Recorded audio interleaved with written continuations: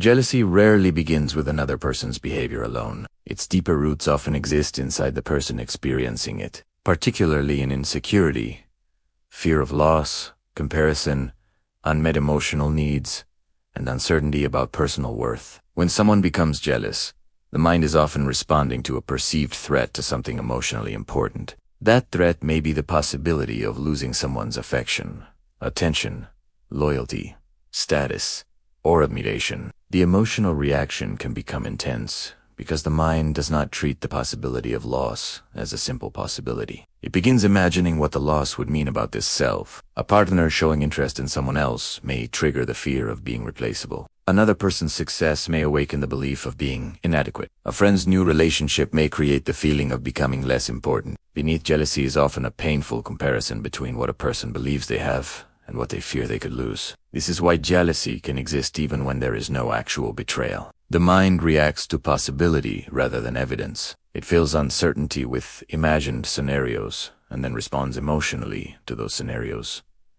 as though they were already real. Past experiences can intensify this process. Someone who has experienced betrayal may become hyper-aware of potential threats in future relationships. Someone who grew up feeling compared with others may become extremely sensitive to situations involving status or recognition. The present situation may therefore activate an emotional history much larger than the event itself. The deeper psychology of jealousy involves the fear that another person's qualities somehow reduce your own value. Comparison becomes especially painful when identity is built around being chosen, admired, needed, attractive, successful, or special. If someone else appears to possess what you desperately want, their existence can feel like evidence of your inadequacy. Yet another person's beauty does not diminish yours. Another person's success does not erase your achievements, and another person's importance to someone does not automatically make you unimportant. Jealousy becomes destructive when the mind attempts to eliminate uncertainty through control, monitoring, questioning, accusations. Emotional withdrawal, competition, and possessiveness may temporarily reduce anxiety, but they often damage trust and create the very instability the person fears. Healthy jealousy can be recognized as information rather than instruction. It can reveal insecurity, unmet needs, unclear boundaries, or genuine problems within a relationship. The important question is not simply who triggered the jealousy, but what the emotion is revealing about the self. Sometimes the deeper wound is fear of abandonment.